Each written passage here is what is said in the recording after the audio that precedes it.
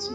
মা বাবা যাদের আছেন তাদের কাছে একটা কথা বলি, যদি নিজের সম্মান বজায় রাখতে চান, আপনার গোপন খবর গোপন থাক সেটা চান, আপনার রিজিকে বরকত আসুক সেটা চান, সর্বোচ্চ মা বাবাকে ভালোবাসবেন, শ্রদ্ধা করবেন, সেবা করবেন। মা বাবা কষ্ট দিল, মা বাবাকে কষ্ট দিবেন। আপনারটা আপনি করে যান, আপনারটা আপনি দিয়ে যান। ওনারা কয়েক বছর বাঁচবে, 5 বছর 10 বছর, তারপর তা আপনি আপনার সেবা করার সুযোগ নেই, ঠিক না? যখন আপনি বৃদ্ধ হবেন, আল্লাহ পাক সেটাকে 10 গুণ বেশি করে আপনার কাছে পৌঁছাবে। আপনি যে মা বাবার জন্য করছেন, মূলত মা বাবার জন্য করছেন না নিজের জন্য করছেন? আমি এখনো বুঝতে পারিনি, আরেকটু খেয়াল করুন।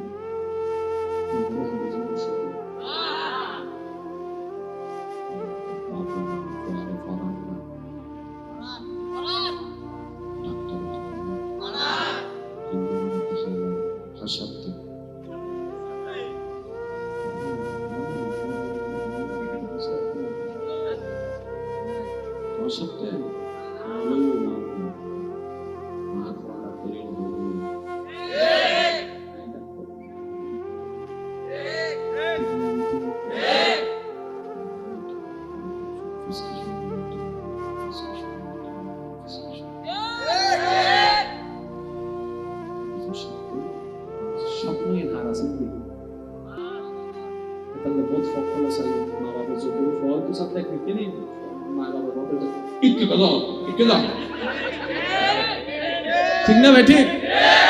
ভয় হত একদিন আর জীবন আত্মন যায় মন সাইন পর্যন্ত মা হত আর তোর জন্ম দিতে আর তো কামাত বলেন দেবে কিন সব বেশাত্তর কেলা।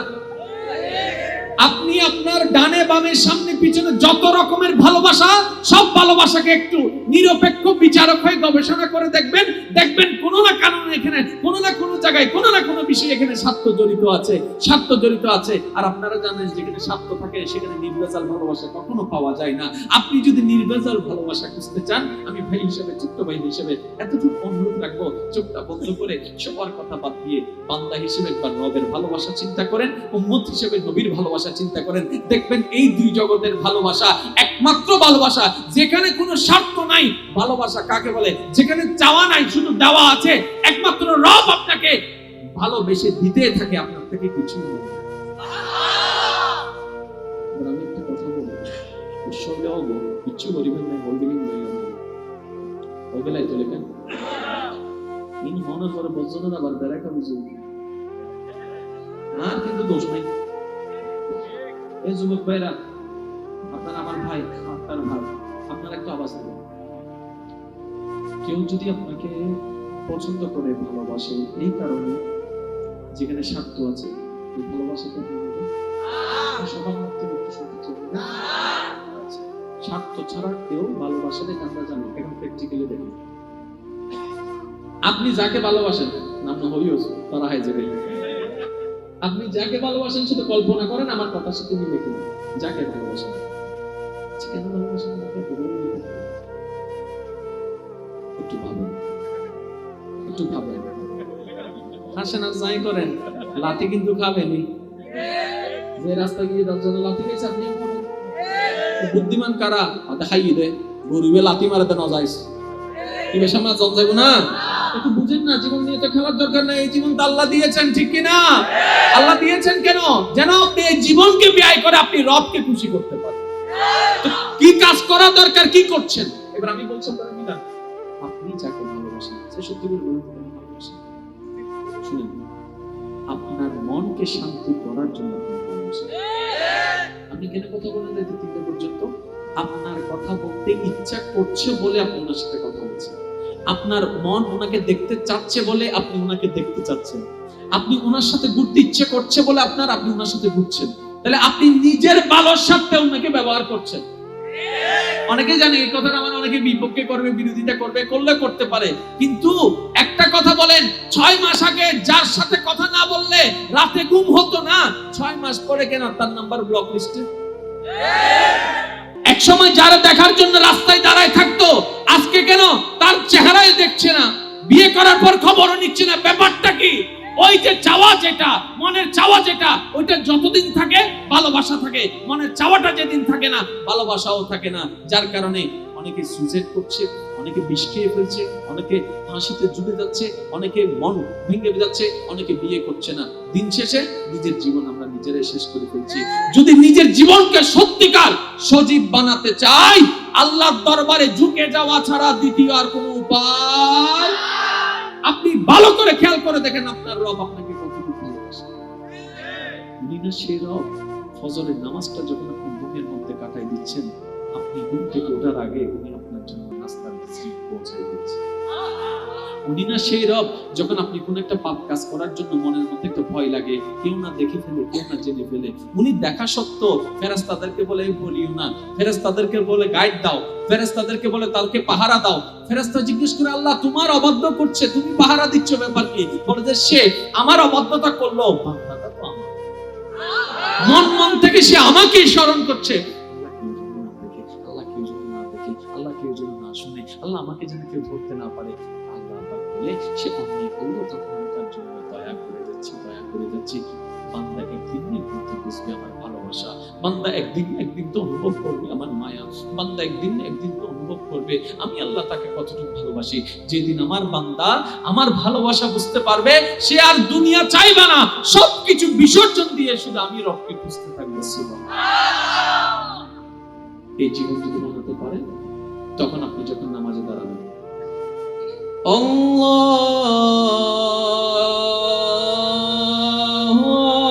আকবার, আরেকটু জোরে, এই যখন আপনি নামাজে দাঁড়াবেন, তখন আপনার আর মনে হবে না মসজিদে দাঁড়ায় আছেন, তখন আপনার মনে হবে না যাই নামাজে দাঁড়ায় আছেন, তখন আপনার মনে হবে তখন আপনার ফিলিংসটা পাল্টাই যাবে। এবার আপনারা বলেন, সম্পর্ক কি উইদাউট ফিলিংস হয়? আমি আপনাদের বলতে চাচ্ছি, সম্পর্ক কি উইদাউট ফিলিংস হয়? সব বাদ দেন, পালসারের সাথে সম্পর্ক ফিলিংস, আইফোনের সাথে সম্পর্ক ফিলিংস, ক্যামেরার সাথে সম্পর্ক ফিলিংস। এতগুলা ক্যামেরা থাকতে নিয়ে ক্যামেরা নিলেন কেন? এতগুলা ড্রেস থাকতে নিয়ে ড্রেসটা নিলেন কেন? প্রত্যেকটা কিছু ফিলিংস এর সাথে সম্পর্কিত। ইবাদতটাকেও আপনি মজার বানাইতে পারবেন যদি আপনি অন্তরের মধ্যে রবের মহব্বতের ফিলিংসটা নিয়ে আসতে। সেটা আসতে দিচ্ছে না কে? জোরে বলেন না, সেটা আসতে দিচ্ছে না কে? কিভাবে? হাজারটা সে অ্যাপ্লাই করে, তোর মধ্যে একটা অ্যাপ্লাই করে কি জানেন? যখন আপনি নামাজে দাঁড়ান, দেখবেন এমনি অন্য সময় ব্যবসা করেন, চাকরি করেন, পড়ালেখা করেন, আড্ডা মারেন, এত কিছু মনে পড়ে না। যখনই নামাজে দাঁড়াবেন, এই চিন্তা সে চিন্তা, ওর কথা চলে আসে। এটাই তো আপনার ধারণা, এটাই তো আপনার প্রশ্ন, এটাই তো আপনার ঝামেলা। কিন্তু অন্য সময় আসে না, নামাজে কেন আসে?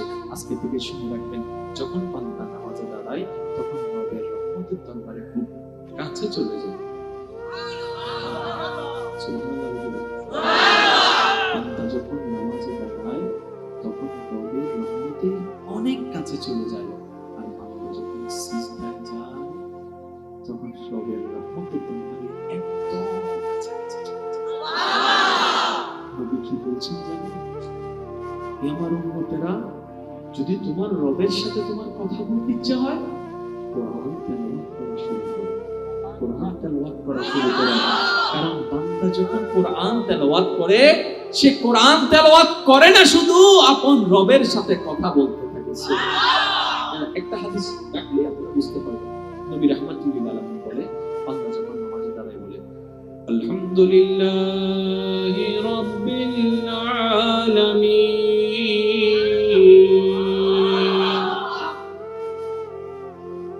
নিয়ম কি জানেন? প্রত্যেকটি আয়াত ধীরে ধীরে পড়া। একটু খেয়াল করবেন, আলহামদুলিল্লাহি রাব্বিল আলামিন, আর রাহমানির রহিম, মালিকি ইয়াউমিদ্দিন। একজন আরেকজনের সাথে কথা বলেন না, আসসালামু আলাইকুম, কেমন আছেন,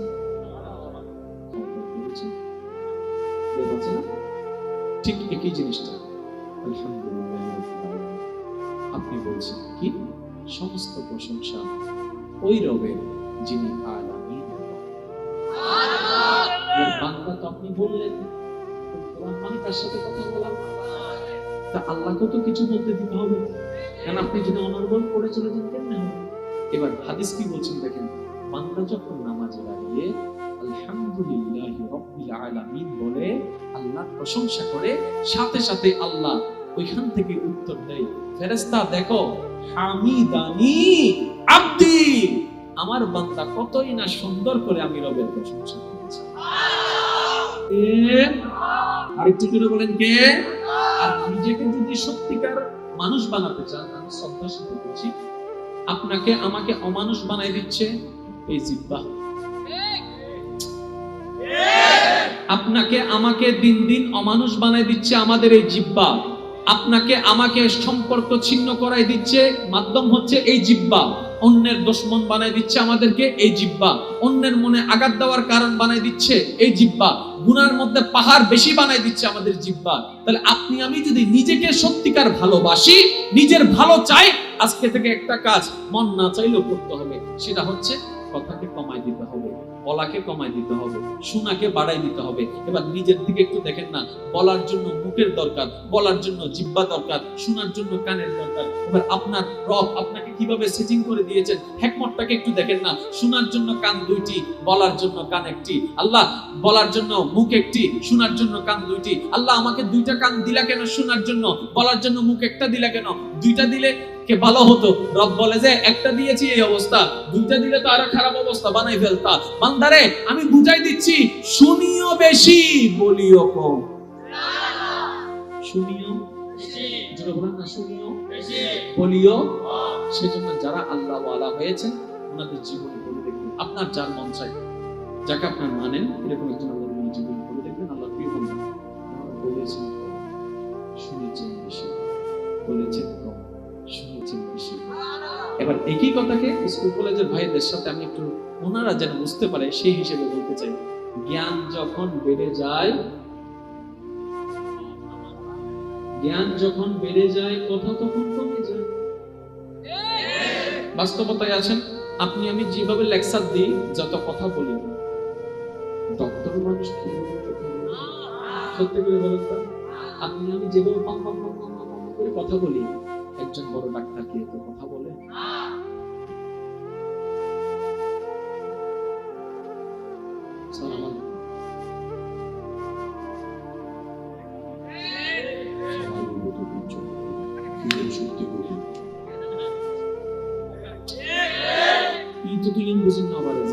মিস্ত্রি কিছু মিস্ত্রি ওনার এলাকাতে আছে, চাই স্টাক ডাউন ওয়ান ওয়ারিতে হবু দেন দেন নাম কি আছে ইডোরা তুই 900 বুঝলি কেন 30 বছর ধরে করি দি ন বুঝুম না কি তুই তো যে দেহ নিয়ে ডাক্তাররা সারা দিন উঠা বসা কথা বলেন না কেন? হাঁটা দেখলেই বুঝতে পারে, ছবি দেখলেই বুঝতে পারে, বেশি কিছু বলতে হয় সেজন্য জ্ঞান বেড়ে যায়, কমে যায়। আর যত ঝামেলা কিসের কারণে? কথার কারণে। এটা হচ্ছে আমাদের সমাজতান্ত্রিক বিষয়। এবার নবী কি বলছেন দেখেন, ইয়া উম্মতি আকিফুল লিসান, জীবনকে তোমার জবানকে কামড়াই ধরে রাখো, কথা কম বলো, শুনতে থাকো বেশি। যত তুমি কথা কম বলবা, অন্তর তোমার তত আলোকিত হতেই থাকবে। বলেন সুবহানাল্লাহ। আপনি আমি যদি একজন ভালো মানুষ হতে পারি, সহজেই আমরা মুসলমান। কেন বললাম কথাগুলো? এখন আসি সবকিছু ইসলাম নিয়ে। ইসলাম মানে কি আমরা মুসলমান? তো মুসলমান হওয়ার প্রথম শর্ত কথা বলে মানুষ হওয়া ছাড়া মুসলমান হওয়া যাবে। এখন আপনারা বলবেন আমরা কি অমানুষ? আমি বললাম না, আয়নার সামনে দাঁড়ালে যাকে দেখা যায় সেটা মানুষ নয়, মানুষের আকৃতি মাত্র। মানুষ তো সেই জন্য যার জবান থেকে মানুষ কষ্ট পাবে, যার চোখ থেকে মানুষ কষ্ট পাবে, যার হাত থেকে মানুষ নিরাপদ থাকবে, যার চিন্তা থেকে মানুষ নিরাপদ থাকবে, যে দুনিয়ার জন্য অভিশাপ হবে না, আল্লাহর একটা নিয়ামত। যেমন আবু বকর সিদ্দিক নিয়ামত, নাকি অস্বীকার করবেন কেউ? হযরত ওমর ফারুক দুনিয়ার জন্য, আরো জোরে বলেন না। আপনি সব বাদ দেন, আপনার এই এলাকাকে আপনি গবেষণা করুন, সে কয়জন আপনার এলাকার জন্য নিয়ামত আছে? সব গজব। জাগান মিটি দেওয়াল পরিবেশ সময় এনে এক ইঞ্চি ডুবে যাবে, দেওয়াল তো ঢুকে গিয়ে ও কি আল্লাহ বলি সরি এত জান তো তুমি ফেলে জ্ঞান না বুঝে ফেলেই, ঠিক না ভাই? ঠিক। মনে রাখবেন কখনো কাউকে কষ্ট দেওয়া যাবে, কষ্ট নেবেন, যত পারেন কষ্ট নেবেন, কাউকে কষ্ট দেবেন না। এদিকে আপনি আল্লাহর বান্দাদেরকে, আল্লাহর সৃষ্টিকে সুন্দরভাবে থাকার ব্যবস্থা করে দিবেন। ওই জগতে আপনার রব আপনাকে সুন্দরভাবে থাকার সেজন্য কোরআন বলেছে ইন্নাল্লাহা মা'আস সাবিরিন মা'আল মুসাল্লিন মা'আস সাইরিন। রব বলে মা'আস সাবিরিন বলেছে যে ধৈর্য ধরবে রব তার সাথে থাকবে। তাই বাঁচবে না কয়দিন, সেকেন্ডারি তো বিশ্বাস নেই, একটু শুধরে যান না। আজকে থেকে বলেন না যে রব তুমি যা চাইবা তাই করবে, আজকে থেকে শুধু তোমাকে খুশি করবো, তোমাকে খুশি করবো, তোমাকে খুশি করবো। এবার আমি প্রশ্ন করব, আপনারা শুধু ভেবে ভেবে উত্তর দিবেন। একদিন না একদিন তো কবরে যেতে হবে, হাসরে উঠতে হবে, রবের সামনে দাঁড়াতে হবে, উত্তর তো দিতে হবে। বাঁচার আকাঙ্ক্ষা তো সবার থাকবে। এবার নিজের মনকে প্রশ্ন করেন, অন্যের জায়গা দখল করলে আমার রব কি খুশি হবে? অন্যকে যদি আমি কথা দিয়ে যা মন চাই তা গালি দিয়ে যদি আঘাত দিয়ে কথা বলি, রব কি খুশি হবে? উত্তর আসবে না। আমি যদি বিবাহের আগে প্রেমের সম্পর্ক করে এইরকম কাজগুলা করি, তাহলে কি রব খুশি হবে? জীবনেও না। আমি যদি 2 নম্বর কাজ 1 নম্বর বলে চালাই দিই, তাহলে কি রব খুশি হবে? জীবনেও না। আমি যদি মানুষের সাথে বাটপারি করি, রব কি খুশি হবে? জীবনেও না। আমি যদি শুধু সাপ্তাহিক নামাজি হই, 5 ওয়াক্ত নামাজটা যদি না পড়ি, আমার রব কি খুশি হবে? না। আপনি নিজেকে প্রশ্ন করেন, আজকে ঘরের মধ্যে গিয়ে একটা খাতা বানাবেন, আমার আল্লাহ কি কি করলে খুশি হবে, আমার আল্লাহ কি কি করলে নারাজ হবে। একটা 2টা পৃষ্ঠার একটা কাজ করবেন, নিজের যা মন চায় তা লিখবেন। আল্লাহ খুশি কিসে হয়, আল্লাহ নারাজ কিসে হয়, যা মনে চায় তা লিখবেন। এবার নিজের সাথে একটা একটা মিলাবেন, রাইট চিহ্ন দিবেন, ক্রস চিহ্ন দিবেন, রাইট চিহ্ন দিবেন, ক্রস চিহ্ন দিবেন। নিজেকে নিজে পরীক্ষা করুন, আপনার 1000 প্রশ্নের উত্তর আপনি পেয়ে যাবেন। অশান্তি জীবন শান্তিময় হয়ে যাবে, অগোছালো জীবন গোছালো হয়ে যাবে। কারণ যে রবের দিকে যেতে চায়, রবের রহমত তাকে অগ্রসর করাইতে থাকে। আজকে ইনশাআল্লাহ করা যাবে। আওয়াজ হচ্ছে না। আমি প্রথমেই বলেছি, যারা নিজেকে পরিবর্তন করতে চান, যারা চান আমার আপনজনেরা আমার জন্য মাটি কুড়িয়ে আসবে, উপর থেকে মাটি চাপা দিয়ে দিলে যেন আমি বের হতে না পারি, চতুর্দিকে অন্ধকার হয়ে যাবে, কিন্তু আমার দেহটা যাওয়ার সাথে সাথে আল্লাহর রহমতের নূর এসে যেন সেই অন্ধকারকে হার মানে। পারবো তো ইনশাআল্লাহ? আর একটু জোরে বলেন, পারবো তো? আজকে থেকে ঝগড়া বন্ধ, বলেন না, ঝগড়া, ঠেলাঠেলি, তর্কাতর্কি, বদনাম, গীবত, মানুষের জায়গা দখল, মানুষের টাকা মেরে খাওয়া, মা বাবার সাথে বিয়াদবি, বউকে ফিটানো যাবে। আজকে থেকে আমরা 5 ওয়াক্ত নামাজ পড়ার চেষ্টা করব। আর একটু যদি বলি, এখানে একটা মাসালা জেনে রাখবেন, অনেক ভাই বোনেরা আছেন চিন্তা করে ফজর থেকে শুরু করুন, কথা বলুন, ফজর থেকে তিনি উঠতে পারেন, তিনি আর জোহর পড়ে না। কিন্তু ভাই বোন, জোহর পড়বা না, ফজর পড়তে পারি না, এই শয়তানে বাধ্য হয়ে আপনার কাছে পরাজিত হবে। একদিন আপনি মুয়াজ্জিন সকালবেলা ডাক দেওয়ার আগে আপনার চোখ খুলে যাবে, আপনার পাটা অটোমেটিক রবের রহমতের দরবারে যাবে। আপনি পারবেন, বিশ্বাস করেন। আপনি শুধু একবার বলেন, আমি নিজেকে পরিবর্তন করব, যা করেছি করেছি, আজকে থেকে সব বাদ, রবকে খুশি করার চেষ্টা করব। আপনি শুধু একবার মন থেকে বলে দেখেন, আপনার রব আপনাকে কেমন করে যে জীবন পাল্টায় দিবে।